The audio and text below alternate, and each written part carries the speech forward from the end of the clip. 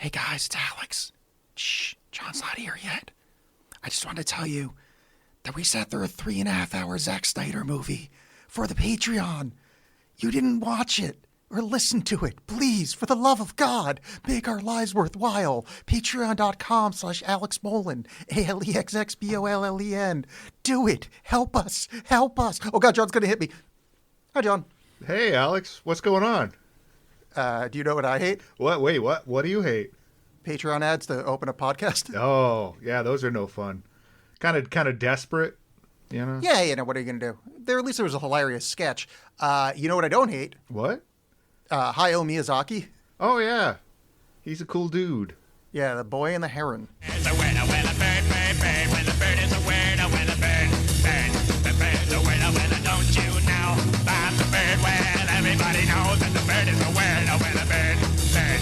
Miyazaki retired. Or he's going to retire. He's like, I'm done. And then he has like a grandkid. He's like, I want to make like one last film.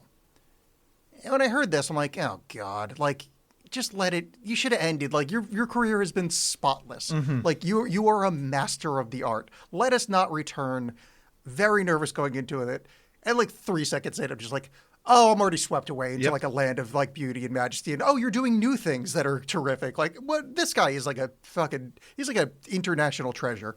Yeah, he's very cursed in that way.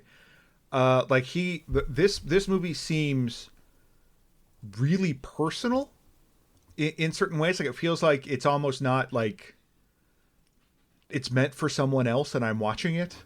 Like I'm reading a letter to his grandson or something. Yeah, right. Yeah. And then the movie was, and it was all done like pretty, it like started kind of in secrecy and it took forever to do. And they kind of just like brought it out without a whole lot of fanfare, by design. It wasn't like they were embarrassed by it or anything like that. And then like it was getting all these reviews and Miyazaki's like, yeah, no, I've already moved on to the next movie. And it's like, well, okay, you just cannot stop. He just cannot stop. I'm really glad to hear it. It's the fact that he's still making this kind of quality at his age and at this point of his career where he owes no one anything. Like any one of his classic movies could be like, you're good. Like, you could hang your career on that. And yet he's just, I'll just make another fucking classic banger. Well, and he didn't do as much on this one because he is getting older. And so like his output, or like he wasn't necessarily approving every frame like he did in the past.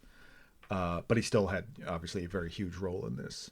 Yeah. And he definitely reads like one of his films. Mm-hmm. Now I didn't do this research and it's been bothering me. So I just want to put it out there. The dad in the movie is played by Christian Bale. Christian Bale was in another one of these, right? That sounds correct. I think he was in Mononoke. No, that was Billy Crudup in Mononoke. Yeah, I kind of ran out of time and I just quickly skimmed through and it was like I Googled Christian Bale Miyazaki, but then this came up. So I looked on his IMDb. I'm like, oh, I'm gonna have to. He's been in every movie ever. So then I was like, I need to call John on Zoom. I mean, I'm only seeing because I watched the subbed. Howl's Moving Castle, maybe? I think that's Howl's Moving Castle. I thought he might have been Howl was the one that was in my head. It doesn't matter. But yeah, it's the cast is kind of incredible. When I realized that was Christian Bale, I was like, I just sort of naturally because I just turned it on and it actually started on HBO Max. It started in Japanese, and I had to turn on the subtitles. And then when I saw the cast list after I was done watching it, I was kind of kicking myself because I was like, oh, that would have been probably pretty cool. Because honestly, I was thinking that Michael Keaton doing Porco Rosso is so good. He's really good at it.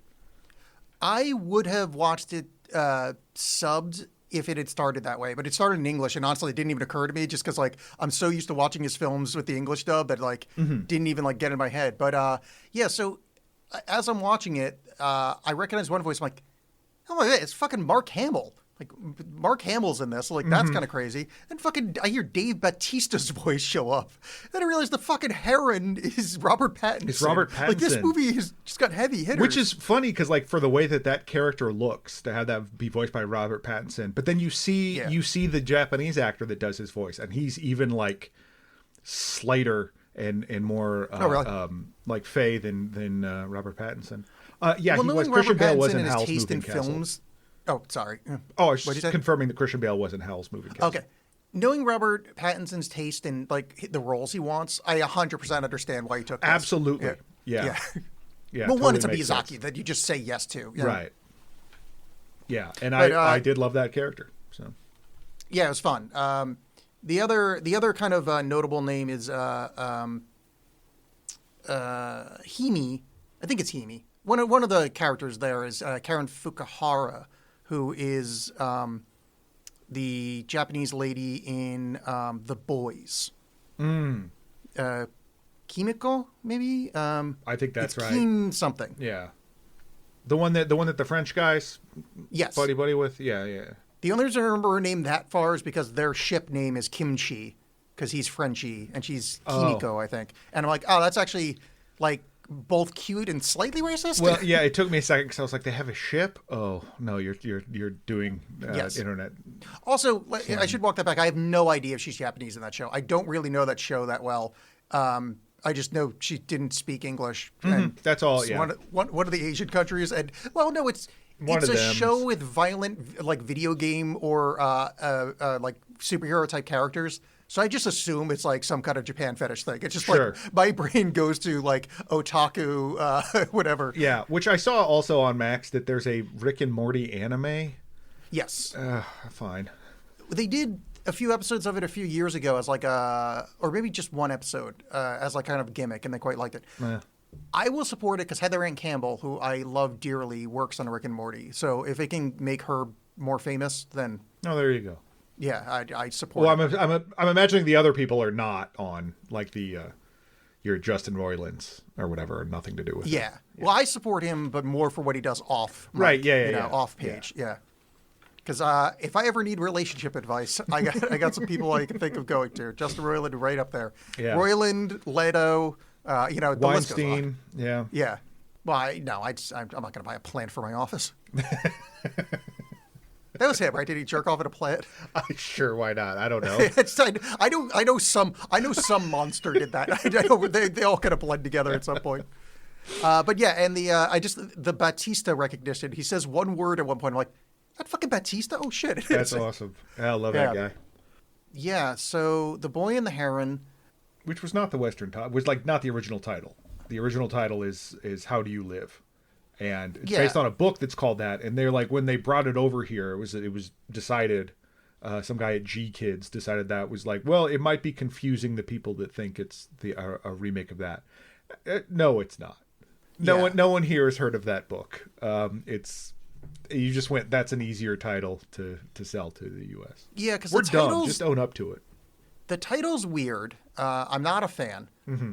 But also, I think the title and it didn't spoil the beginning for me. But when the bird is adversary at the beginning, I'm like, why the fuck is this called Boy and the Heron? And then you're like, oh, well, they must make friends. And it just like it's not like it spoils anything. It's not like that Right. big of a deal. But like the fact that thought occurred to me because of its stupid American title, that's I don't know. I'm not a. I mean, this is not a dig on the movie. This is a dig on whatever corporate Right. fucking horrors that it went through. Yeah, I wasn't so.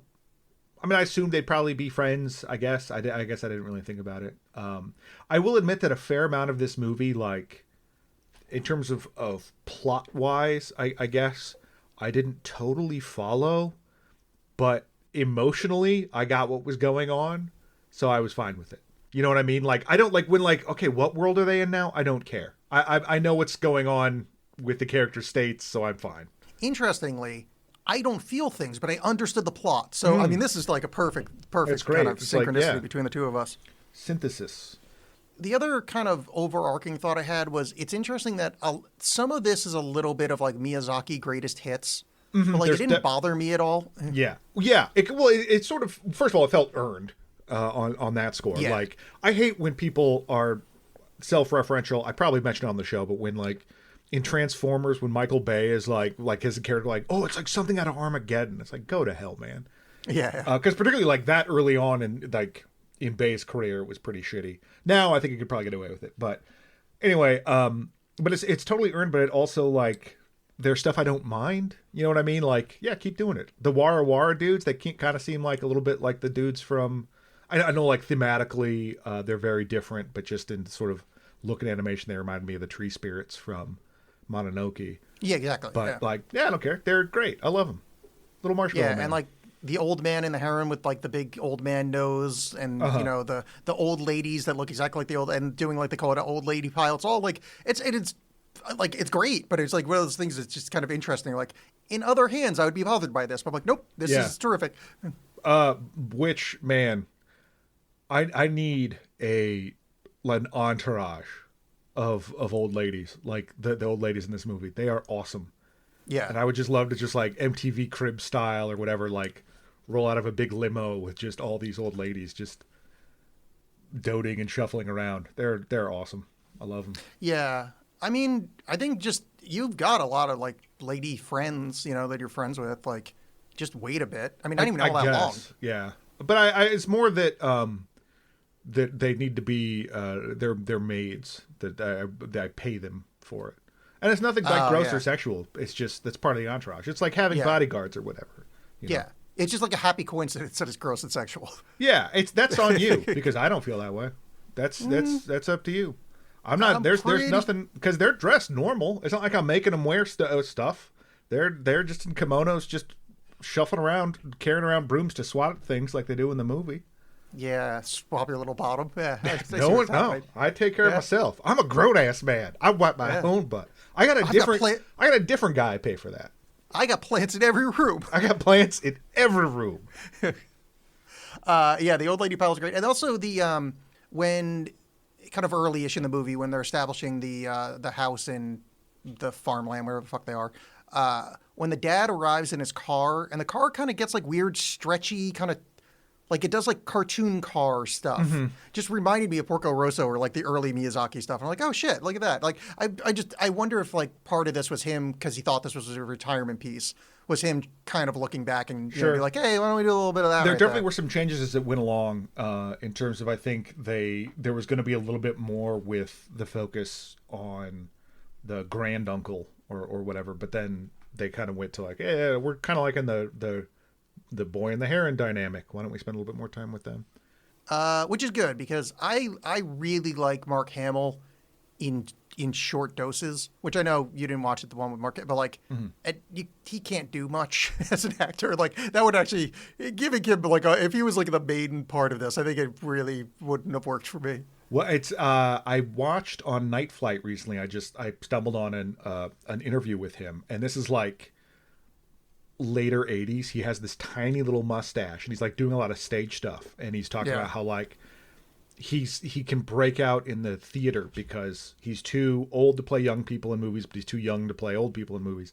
And he's like, I don't think I'll be remembered forever as Luke Skywalker. I think I think I've grown and moved on. It's like, well, true, you're remembered for other things now too, the joke or whatever, but you're Luke Skywalker, buddy. Sorry.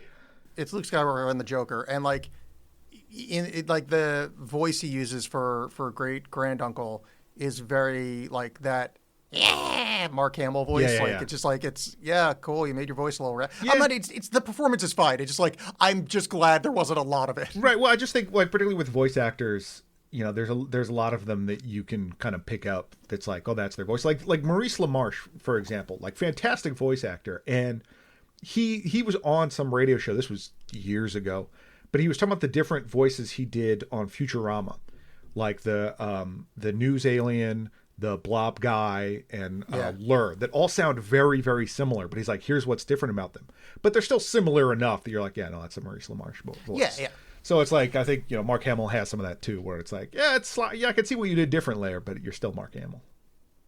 Yeah, it's definitely a different performance. But in that same way, which is like, I guess it's slightly less raspy. And in like that actor way, it's like, well, no. And he would hold his hand up to his throat and go, well, no, Joker's a little up here. Right. Well, the uncle's a little down here. Yeah. And it's like, yeah, dude, that's like the same voice. Well, it's like it's audio guys. It's recording. Yeah, it's like, well, the mids are a little bit different with this speaker. It's like, sure, man, whatever you tell me, whatever you say.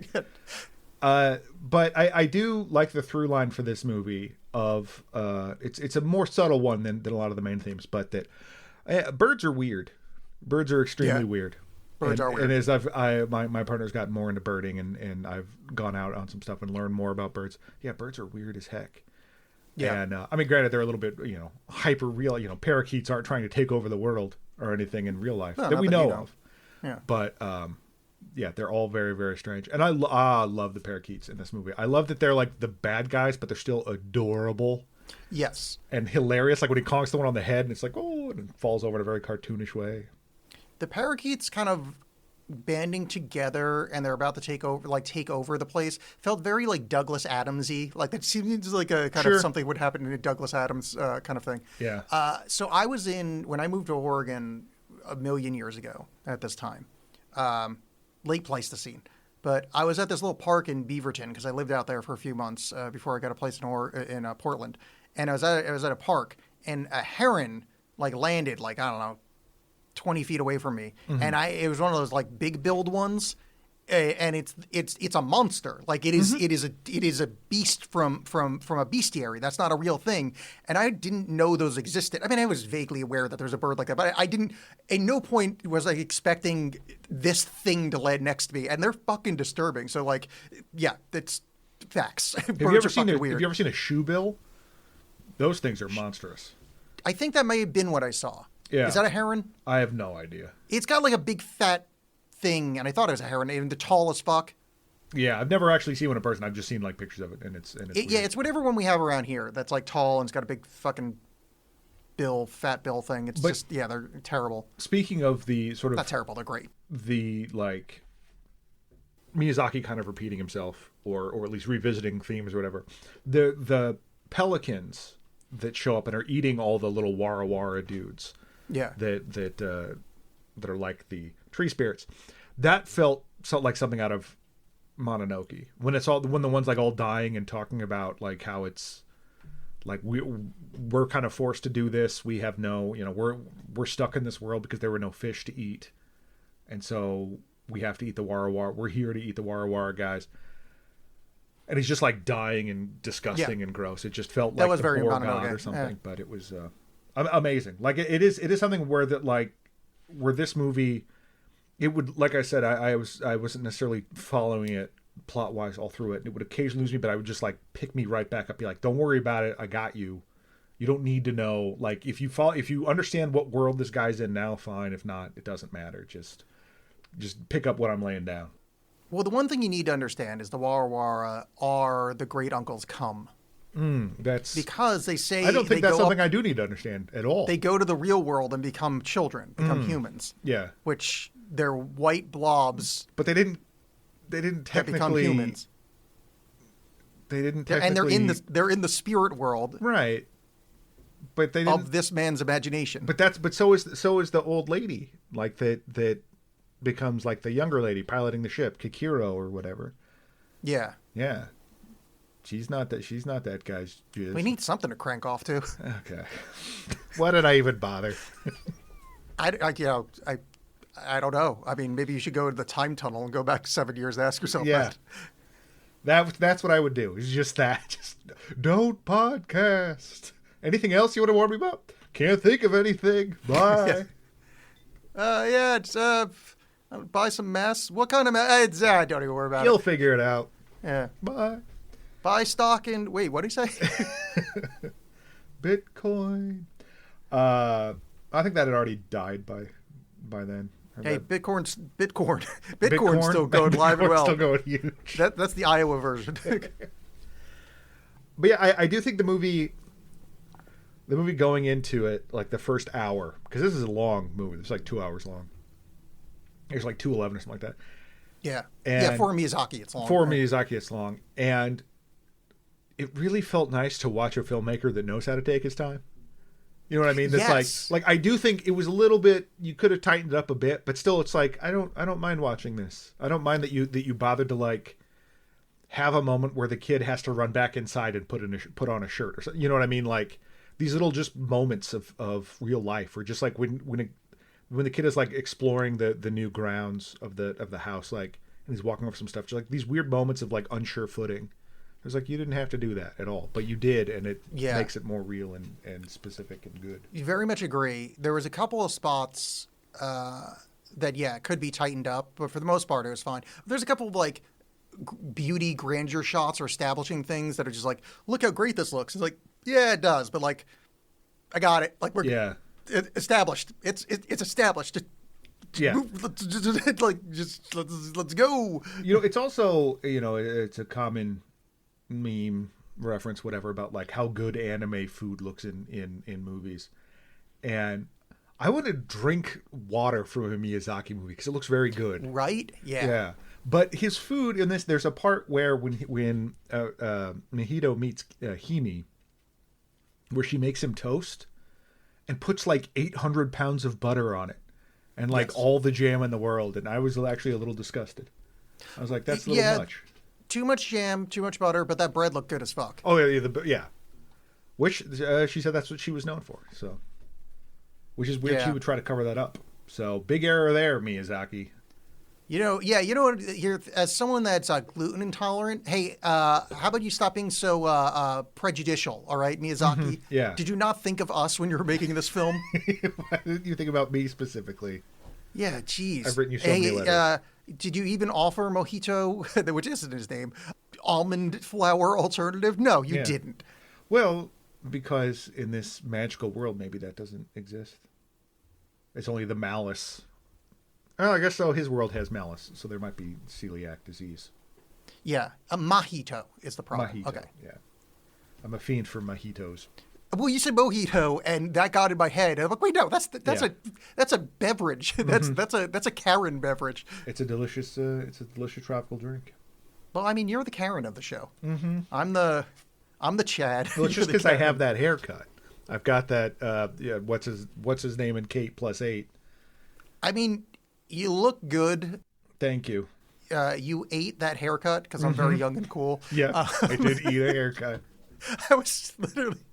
I got in this YouTube rabbit hole of young people explaining slang to older people, and just this woman who's, I don't know, probably not that old, 52, 55, like, still fresh mind works, but like did not understand how 8 was supposed to work. And the kid's like 8, like.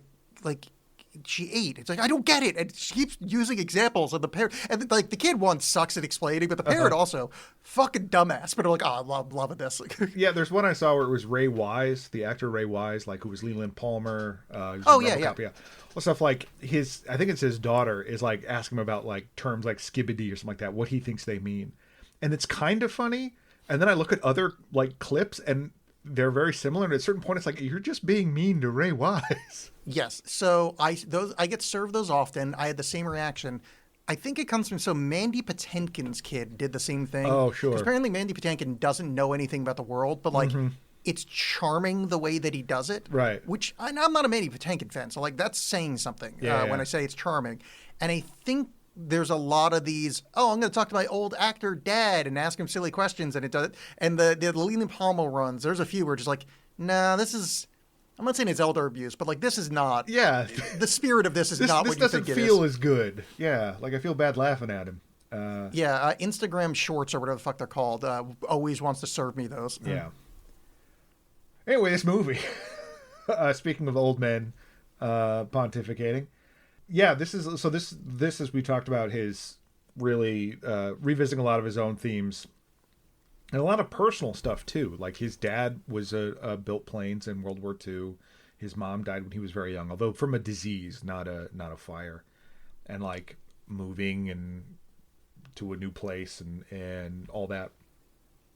It felt very much like Totoro in that regard of, like, moving to this more sort of provincial area and the actual sort of, like, mystical stuff around there. I actually haven't seen. I mean, there's a bunch of his movies I haven't seen, so I can't necessarily speak to all of it. Like, I've never seen Howl's Moving Castle. I read the book it was based on, but which I also feel vindicated, by the way, because the old man goes crazy because he read too many books. That made me very happy. That when they were first talking about the granduncle, it's like, oh, he read too many books and went insane. I mean, yeah, facts. I'm sitting in a room surrounded by books, and my mental health has struggled. Yeah. Uncle Book.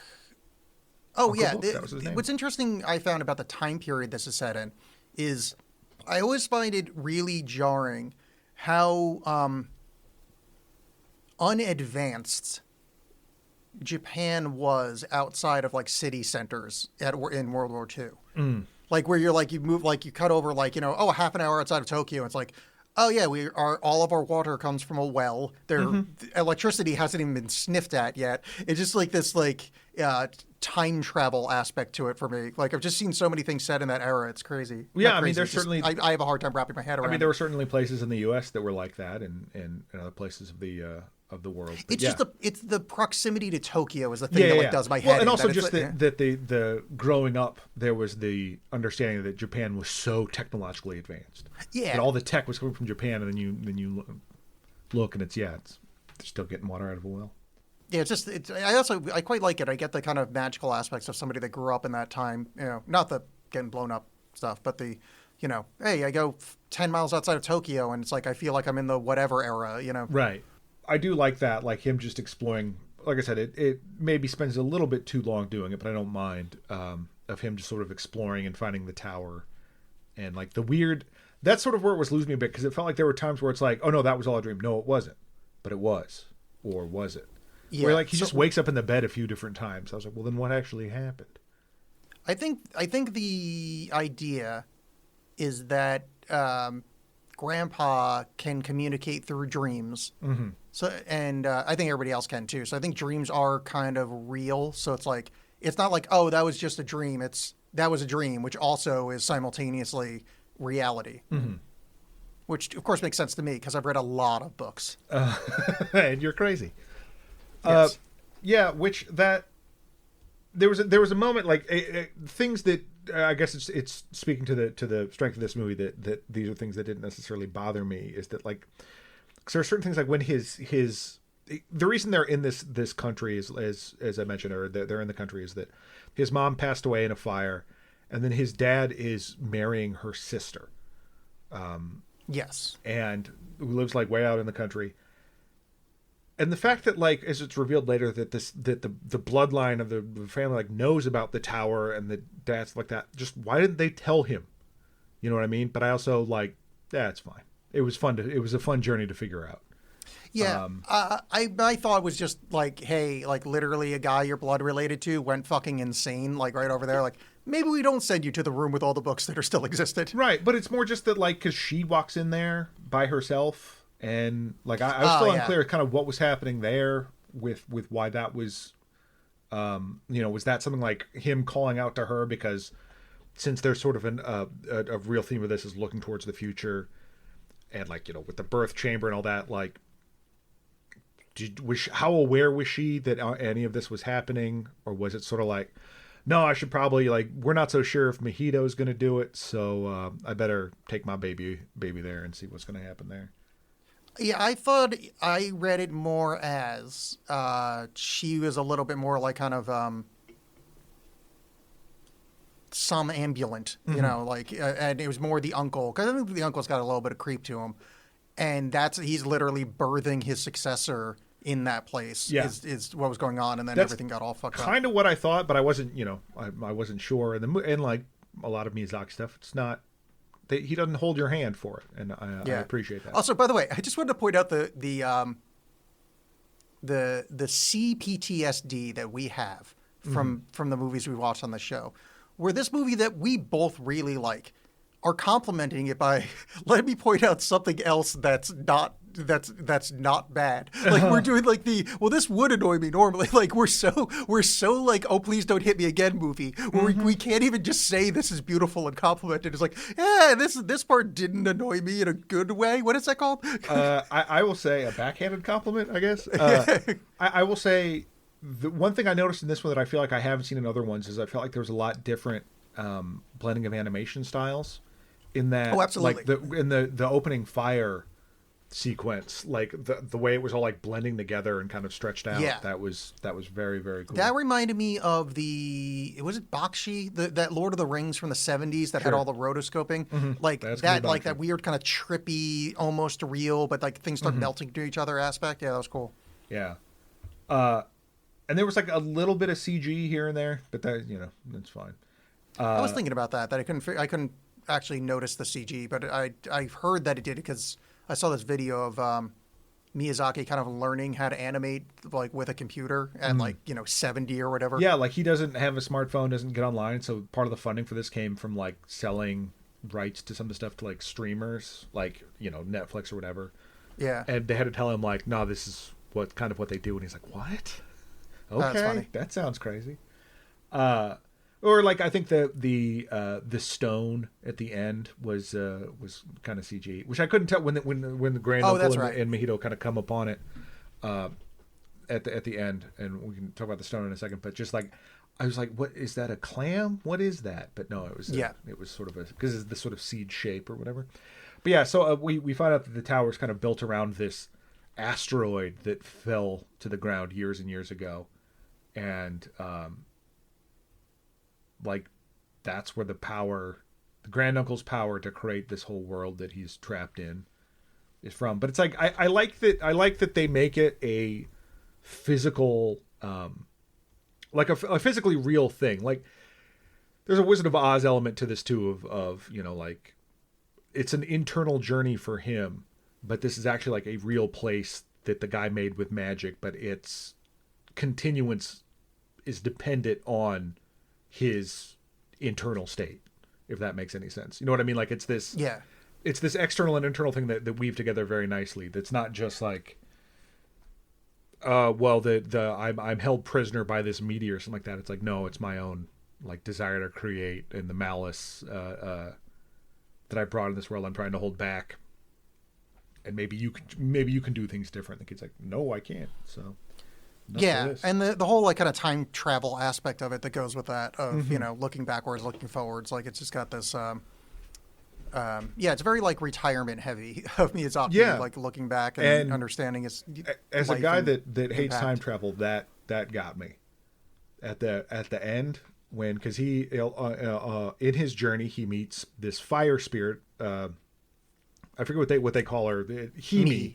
Yeah, but I don't know Himi. Yeah. if she's known as the fire spirit or the fire girl or whatever like that.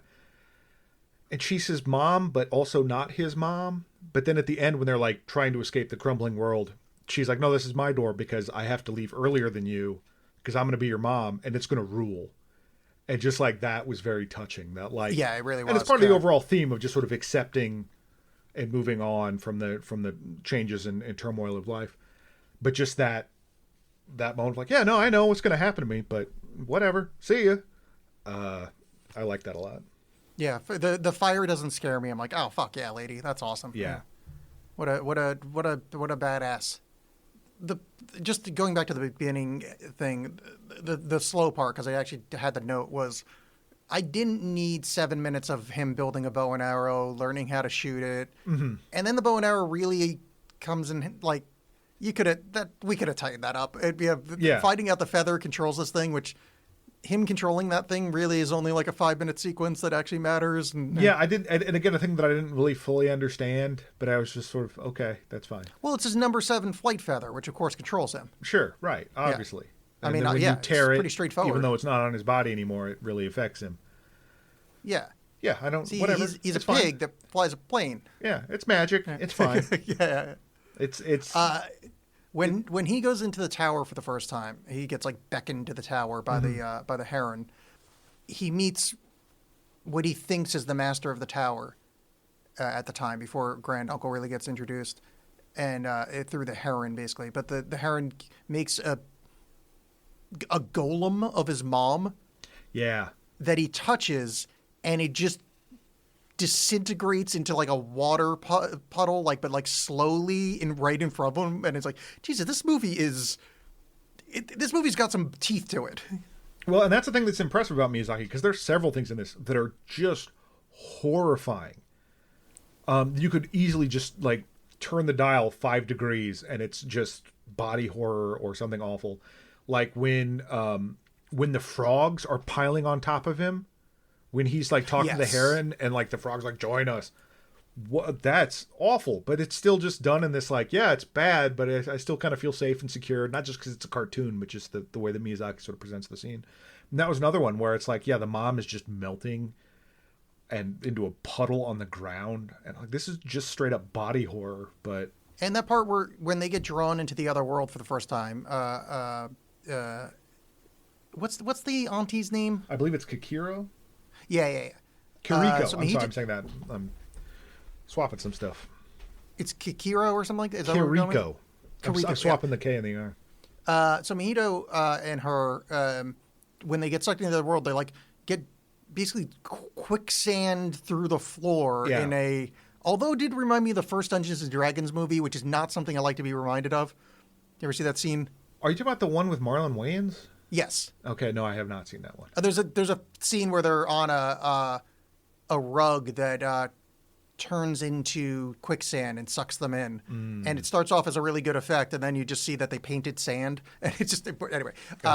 But that in this movie, that could be turn that dial a little bit, and that's horrible. Like that is a scary claustrophobic thing, but it's like no, this is kind of cool. You know? Well, and it's still done kind of that way because like the final like big wide shot where it's her, because they're already sticking in. It's the king, or I'm sorry, granduncle is like, hey, you're gonna show him around, take him to that world. Oh, okay, and we're sticking the ground, so it's fine. But then when she's like, no, not me, I don't go there, and it's like it's a very wide shot, so she just is so small and helpless in that moment. That it's really upsetting. I don't remember when it gets revealed, but like we really need to touch on the fact that the Heron in this movie is just a guy with a giant nose in a heron costume. Yes, which is fucking amazing. And like because you see early on that there's eyeballs in the heron's mouth. I'm like, oh, that's weird. And then you kind of see a nose coming out. And then you realize like, no, it's just a guy in a heron suit. Which I saw on the IMDb like goofs that like the number of teeth the heron has changes several times. Shut up. Who cares? It's magic. Yeah. Movie unwatchable. I would like a refund. Garbage. Are you expecting to believe it's some kind of magic heron? Yeah, I mean, also, what are you doing counting teeth, bro? Yeah, when the thing first shows up and like when it starts changing and it starts having the teeth, that was very upsetting. Yes. The birds with teeth, no thanks. I think that's why I like Miyazaki. The kind of upsetting aspects to him is like it kind of reminds me of the cartoons we watched when we were younger, where like they're kind of horrible. Like there's like Rats of Dim or whatever, where it's like, oh no, this is literally a nightmare, but it's a kids movie. Yeah, well, there's also just I don't know. There's a certain amount of that embrace of messiness of life, like later when not to just continually jump to the end, but where the birds are flying everywhere, or whatever, and they're getting shit on. Like there's bird shit everywhere, but it's not really like ha ha ha. Look at that, it's bird shit. It's more like no, this happens. This is going to happen if there's tons of birds. That's life. You deal with it.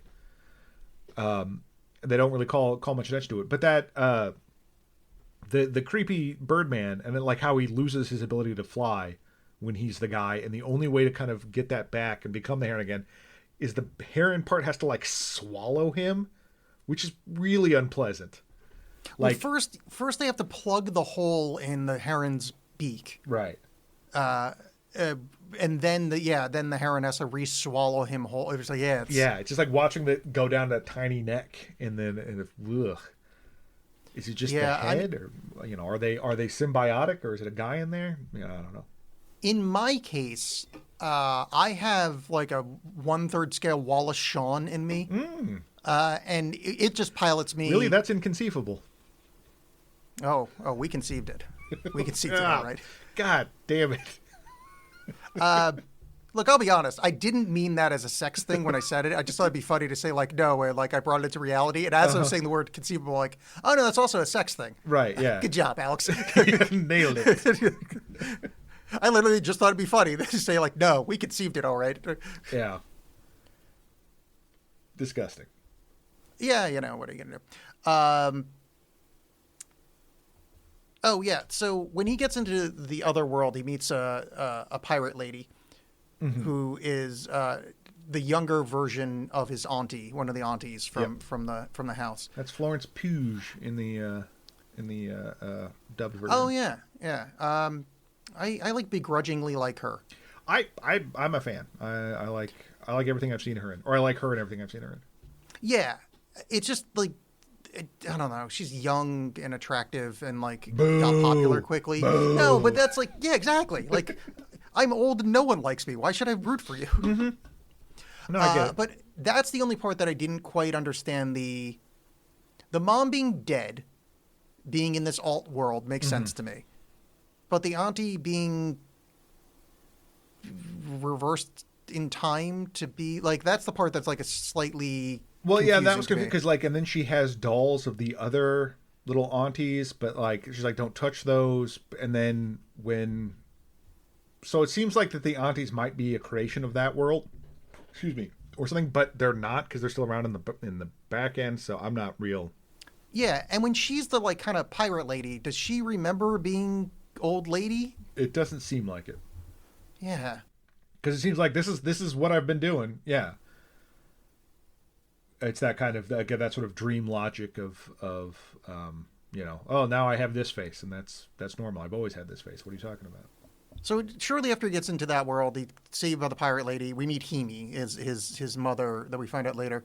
But there's a great sequence early on where, not early on, but like early in their relationship or whatever, where they go into the castle and they find this kind of series of liminal doors that go to like different time and spaces, and they go into his world for a second to escape, just to kind of pop their head in, try to get the budgies. Some parakeets, some budgies are after them. The dad screaming, "Mojito has turned into a little budgie," is such a fun Miyazaki moment of like the goofy dad. It was really fun. Well, yeah, because the dad kind of sucks because he's kind of distant in this way. Like he's really he's not completely this sort of stereotypical like, oh, I'm just all about work and no time for my family. But he's like really proud of his work and what he does. And it's like he loves his family, but it's also, like he wants to buy his way out of things. Like earlier when there's a thing with a tussle with Mojito and a different kid. He's like, well, I paid the school. It's fine. Don't worry about it. Or like, oh, let's drive the car to school. Let's really show off my wealth. Yeah. But it's not malicious. It's just like his portrayal. It's kind of goofy dad. It's just this. He's disconnected. I kind of like dork dad as a concept in the Miyazaki thing, but him thinking his son turned into a budgie just really I found very amusing. Yeah, that's another example of like, I don't know, cartoonish liquid when he after the fight when Mojito takes the rock and shoves it, like just cracks his skull open with the rock. Just all the blood coming out of there. Good Lord. That was a very cool scene. This is the emotional part of the thing. I was kidding. I didn't understand the emotions of this. I'm funny. I say funny things. But this I actually didn't understand. What is he feeling right there? Like, is he mad at himself for being in a fight? Is he looking for attention? Like, what is the internality of that moment? I don't know. I mean, like, that's a good question. I thought I took a fair amount of that as to being just sort of like that upset and lashing out.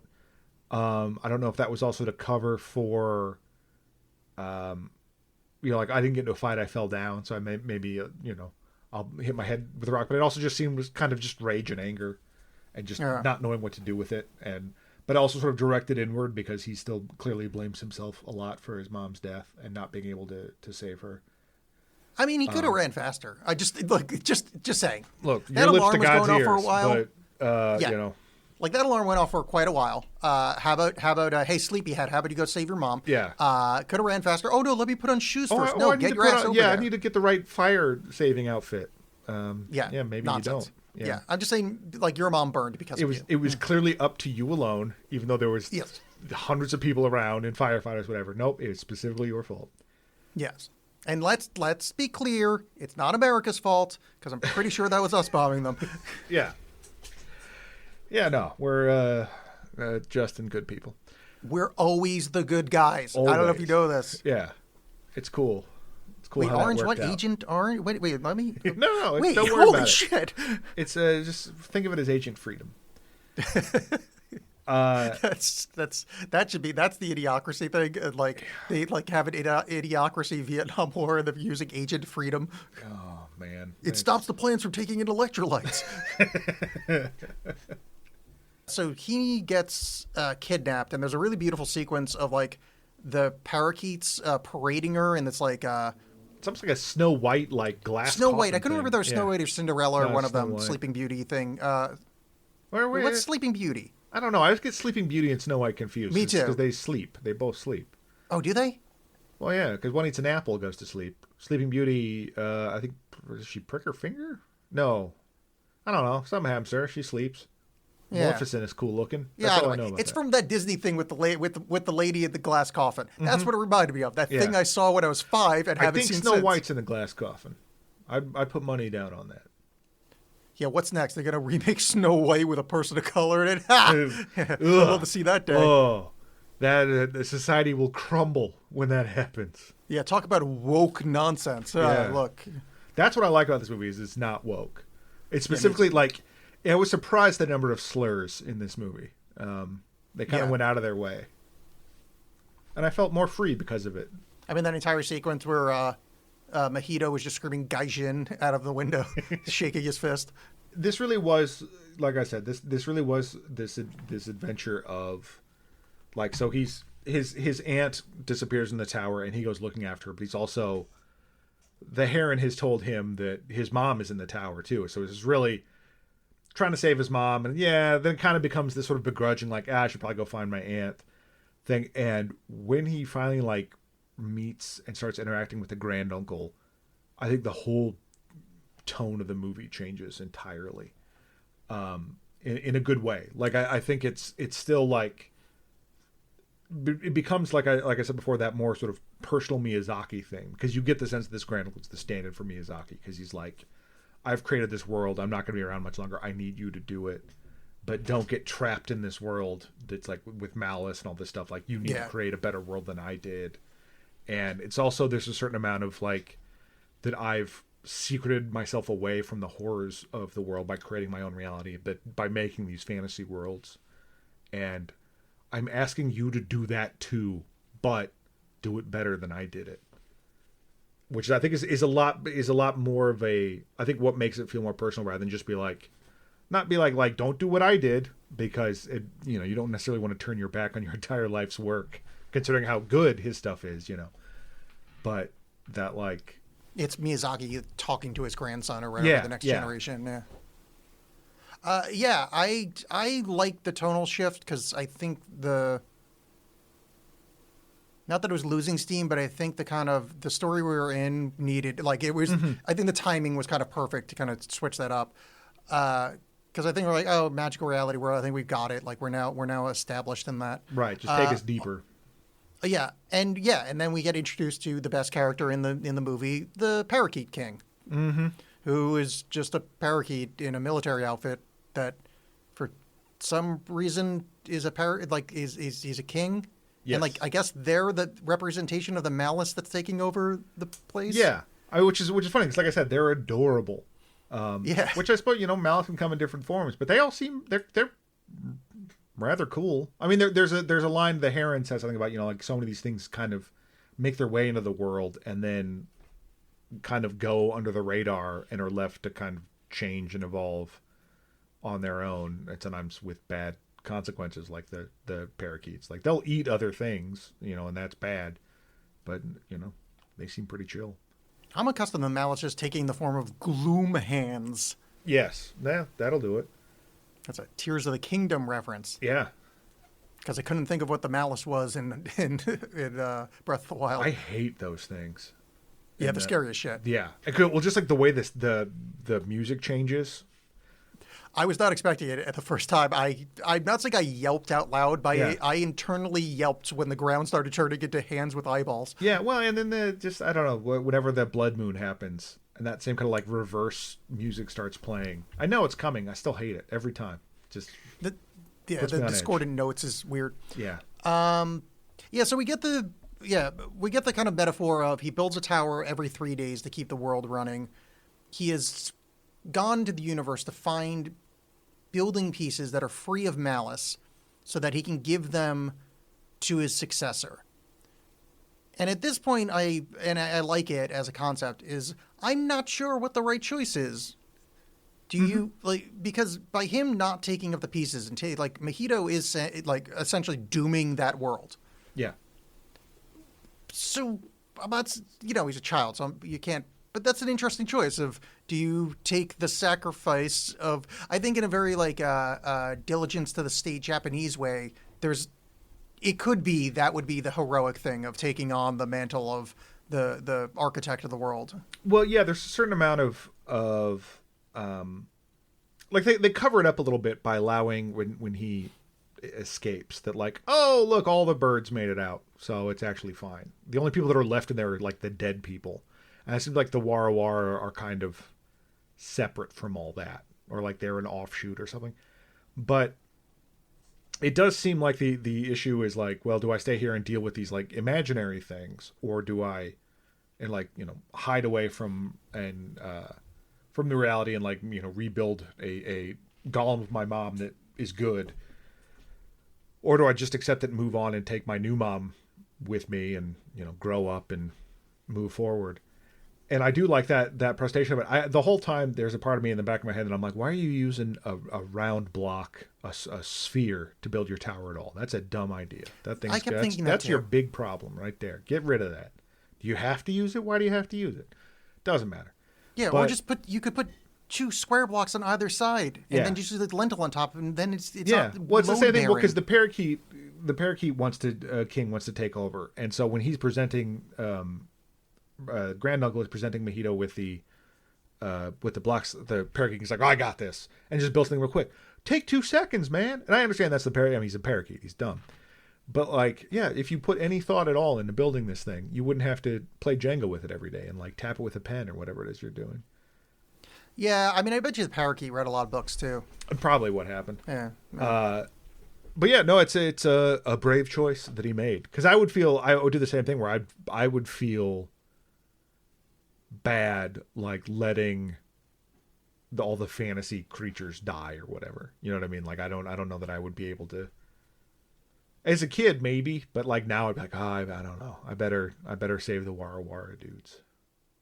Yeah, I mean, I'm a big. I'm kind of tired of this place. So like, yeah, let's go to the fantasy world. That Sure, sounds yeah, good. that's a little bit more interesting. And like I don't know, like 'cause I don't like doing like any game, like video game where it's like you can play bad. I don't like doing that. I'm a Boy Scout, and so I think it'd be like, well, you know, my life has turned to garbage, but you know, I made this Heron happy, so that's cool. Let's just keep this going.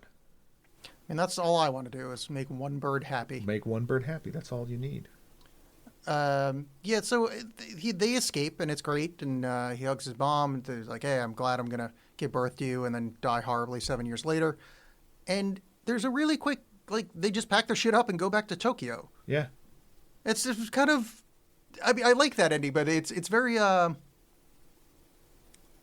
expedited, even though the movie's, it's kind of, I don't even know. Yeah. I didn't have a point there. It was odd. I like that though, because it's a nice bookend with the opening, particularly because the opening's like, yeah, and then the fire happens. He's like, yeah, and then we moved out of Tokyo, and then the ends with, and then we moved back to Tokyo.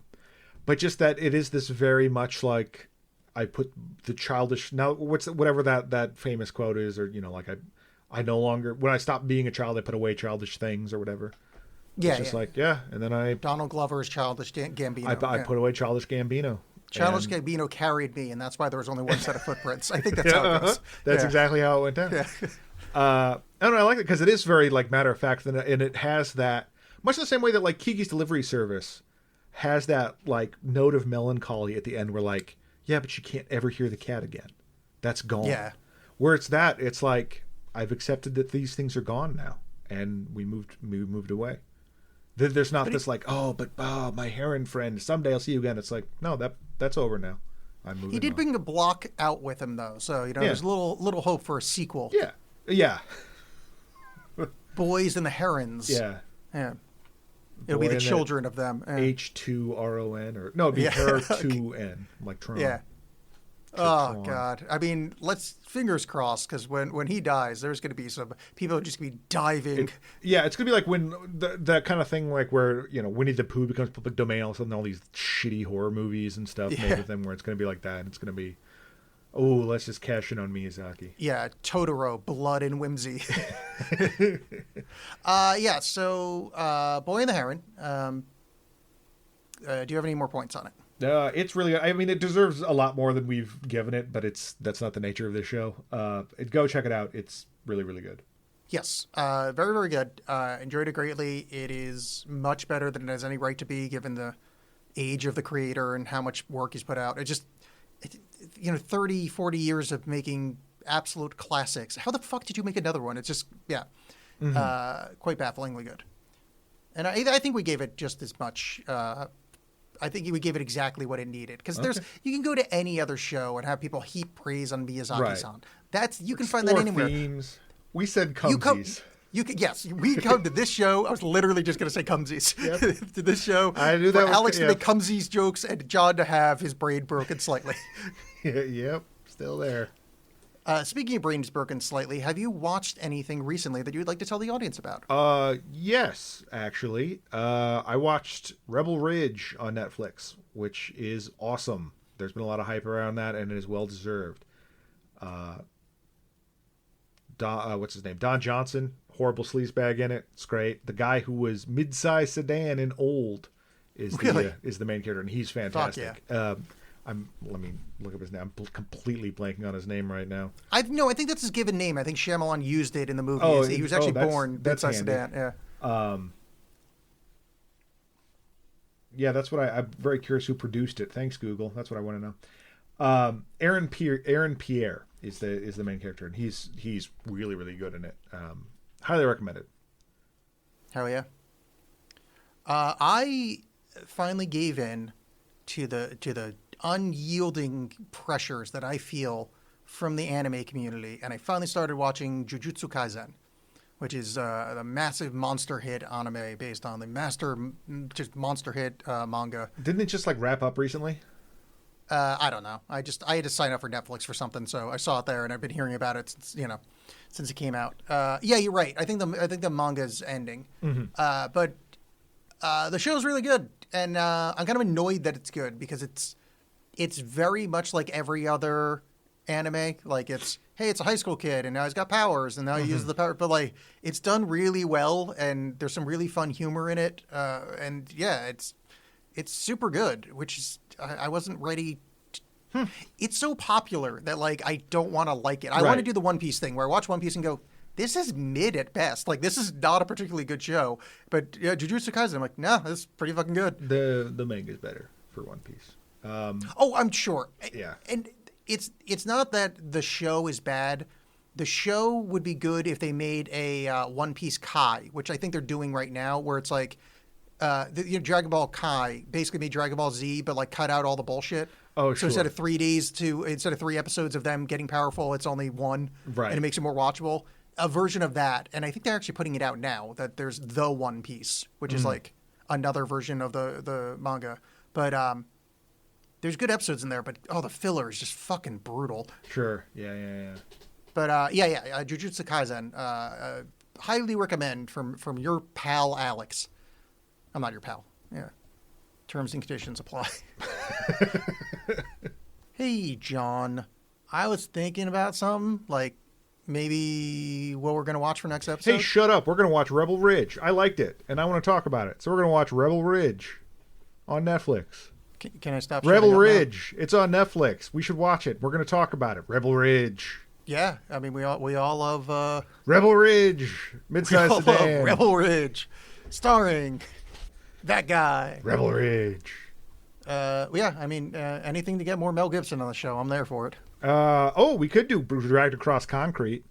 That is a brutal-ass movie. Let's do Rebel Ridge, all right. just because I like saying it. Rebel Ridge. We'll see you in a fortnight. Good evening. Rebel Ridge.